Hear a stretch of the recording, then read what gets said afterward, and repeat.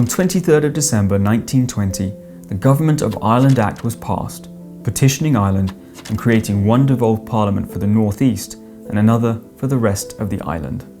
This was the fourth attempt to deliver Irish Home Rule and to solve a question that had come to dominate British politics by the end of the 19th century.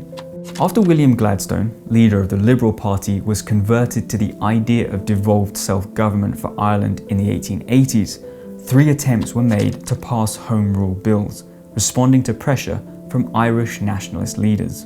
The first 2, in 1886 and 1893, were unsuccessful, but the third attempt by Herbert Asquith's Liberal government was eventually passed in 1914, with its implementation only delayed by the outbreak of the First World War.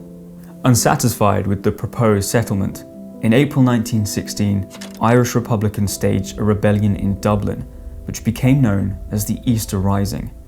After 6 days of fighting, the rising was suppressed and most of the leaders were executed by the British authorities.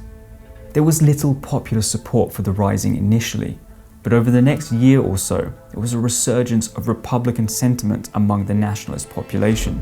In the general election of December 1918, the Republican Party, Sinn Féin, duly won the overwhelming majority of Irish seats, 73 out of 105, and completely eclipsed the moderate, pro-Home Rule Irish Parliamentary Party. In Ulster, however, there was a pronounced Unionist victory, particularly in the 6 counties that would become Northern Ireland. Unlike the Irish Parliamentary Party, Sinn Féin sought full independence from Britain. The scale of its electoral success convinced its candidates that they had a clear mandate to pursue this goal. As a result, they refused to take their seat in Westminster and instead established a secessionist independent parliament in Dublin. As Constance Markievicz said in her election address, "I would never take an oath of allegiance to the power I meant to overthrow." This parliament became known as Dáil Éireann, the Assembly of Ireland. Meanwhile, the remnants of the Irish volunteers who had fought the Easter Rising continued to organise and carry out operations.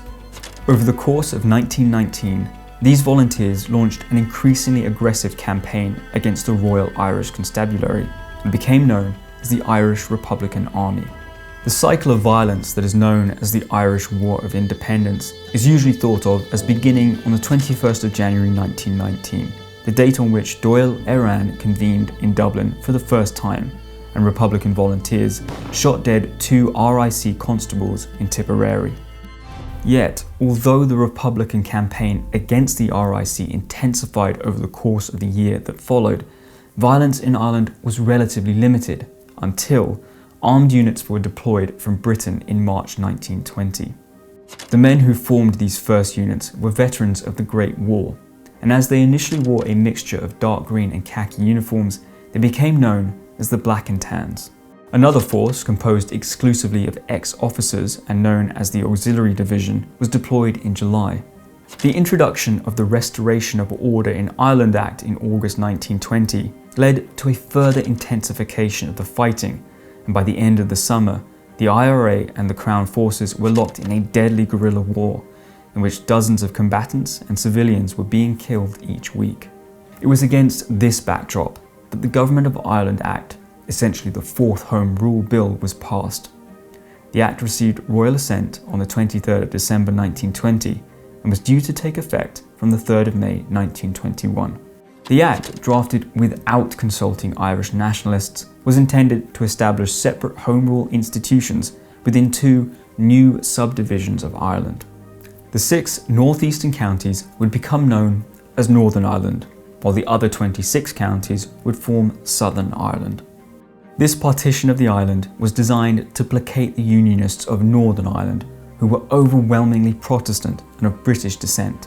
Their staunch opposition to the 3rd Home Rule Bill and its planned single Irish Parliament had been supported by the Conservative Party and led to the Ulster Covenant, the threat of mutiny in the army and the risk of civil war in the years before the First World War.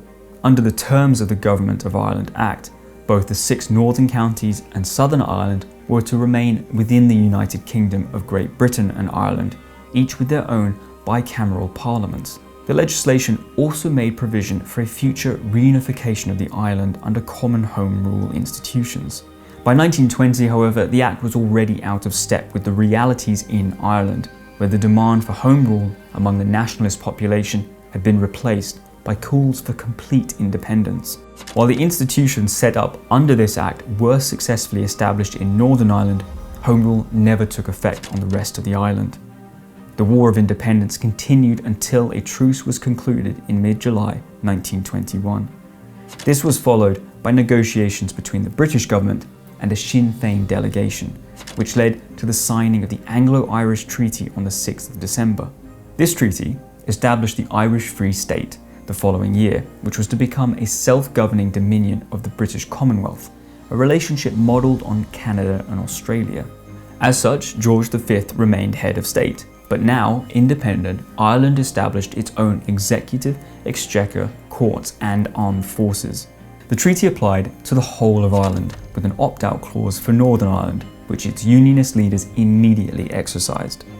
The treaty was also rejected, though, by significant numbers of Irish nationalists who regarded it as a betrayal of the Republic founded in 1916.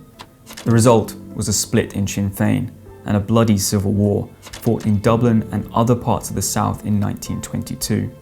While the pro-treaty nationalists won the conflict and the subsequent election, anti-treaty Sinn Féin parliamentarians refused to take their seats and went on to form the Fianna Fáil party.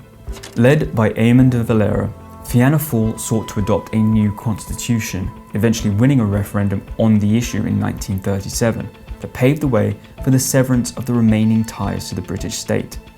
The passage of the Republic of Ireland Act in 1948 led to the creation of the Republic of Ireland the following year, ending Ireland's ties to the British monarchy.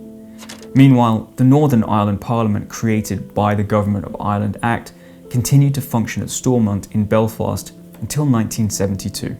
This parliament was dominated by the Ulster Unionist Party, whose position had been greatly strengthened by the Parliament's dropping of proportional representation in the 1920s, a decision that particularly disadvantaged nationalist parties. Its suspension by the UK Parliament in 1972 was a consequence of the Troubles, which had broken out in 1969. The remaining provisions of the Government of Ireland Act were then repealed under the terms of the 1998 Good Friday Agreement, which paved the way for the creation of the Stormont Assembly. While the Act may no longer be in force, its introduction had profound and far-reaching consequences. For Unionists in Northern Ireland, the Government of Ireland Act succeeded in securing their place within the British state, while also granting a significant degree of devolved government to the Parliament in Belfast. For Irish nationalists on both sides of the new border, however, the Act and the partition it implemented dashed hopes for a unified, independent Ireland.